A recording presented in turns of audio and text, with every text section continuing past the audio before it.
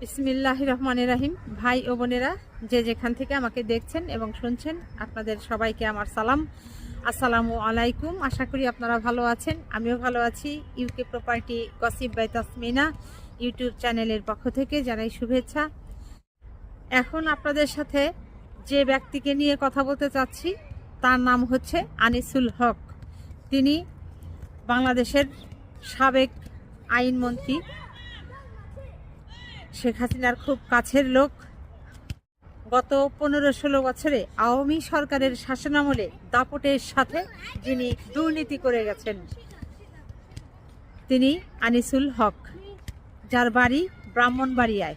তিনি ব্রাহ্মণবাড়িয়া 4 আসন, আখাউড়া এবং কসবা, এই দুইটি থানা মিলে যে আসন, সেটির সাবেক সংসদ সদস্য, সেই সাথে বাংলাদেশের সাবেক আইন মন্ত্রী।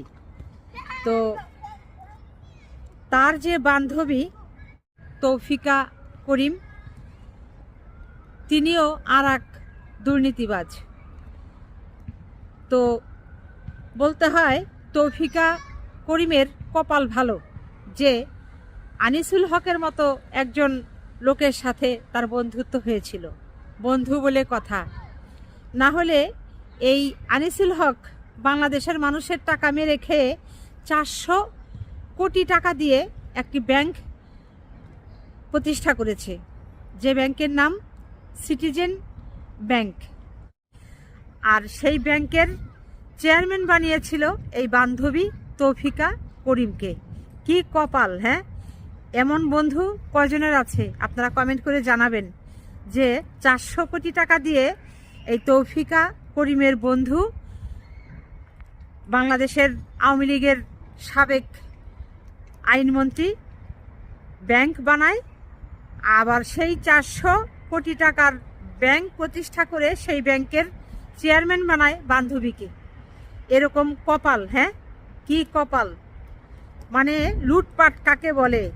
যে যেভাবে পেরেছে লুটপাট করে সেই প্রতিষ্ঠান তৈরি করেছে, সেই প্রতিষ্ঠানে বসাবে কাকে আর লোক খুঁজে পায় না।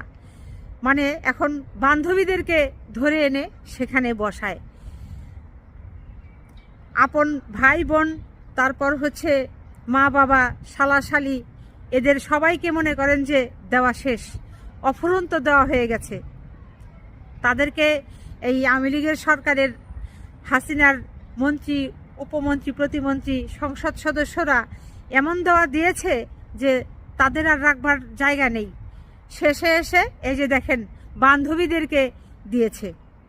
তো যা হোক, এখন এক এক করে এই দুর্নীতিবাজদের দুর্নীতির খবরগুলো বের হচ্ছে বিধায় আমরা জানতে পারছি।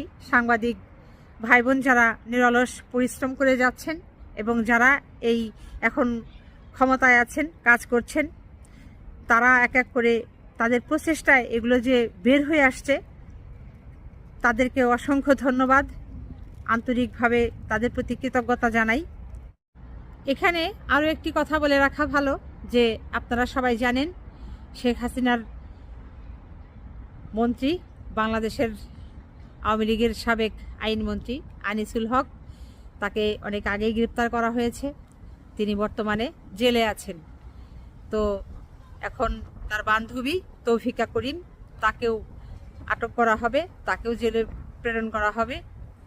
তো এই খবরটি যখন এই সাবেক আইনমন্ত্রীর কানে যাবে যে তার বান্ধবী তৌফিকা করিমকেও গ্রেপ্তার করা হয়েছে, সেও জেলে আছে, তখন সে মনে মনে হয়তো এটি চিন্তা করতে পারে যে তাদের এই পাশাপাশি যদি রাখা হতো তাহলে একে অপরকে দেখতো, জেলখানায় বসে হয়তো গল্পগুজব করে দিন কাটাতো।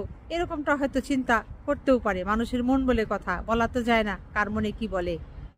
তবে দিন শেষে এরকম দুর্নীতিবাজ বন্ধুদের পাল্লায় পড়ে, খপ্পরে পড়ে পরিণতি ভালো হয় না, খুব খারাপ হয়, দুর্বিষহ হয়। এখন এই যে তৌফিকা করিম রাতে আর ঘুমাতে পারছেন না। কেন? তার নামে এখন গ্রেপ্তারি পরোয়ানা জারি হয়েছে। তাকে এখন গ্রেপ্তার করা হবে, আটক করা হবে, তারপর বিচারের সম্মুখীন করা হবে। তারপর হচ্ছে শাস্তি যেটি হয় তাকে মেনে নিতে হবে। শাস্তি আর কি হবে, অর্থ আত্মসাৎ করে এত কিছু করেছে, শাস্তি তো নিশ্চয়ই হবে। এখন তো বয়স হয়ে গেছে কত তাদের, 50-এর অধিক, বাঁচবে আর কতদিন?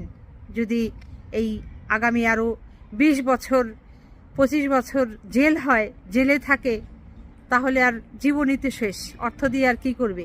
কাজেই বন্ধু বান্ধবী এগুলো নির্বাচন করার সময় অবশ্যই সাবধানতা অবলম্বন করতে হবে। কোনো অসৎ দুর্নীতিবাজ লোকদের সাথে অবশ্যই বন্ধুত্ব নয়। সবাই ভালো থাকবেন, সুস্থ থাকবেন এবং আমার জন্য দোয়া করবেন। আমার এই চ্যানেলটিতে লাইক, কমেন্ট, শেয়ার এবং সাবস্ক্রাইব করবেন। আসসালামু আলাইকুম, আল্লাহ হাফেজ।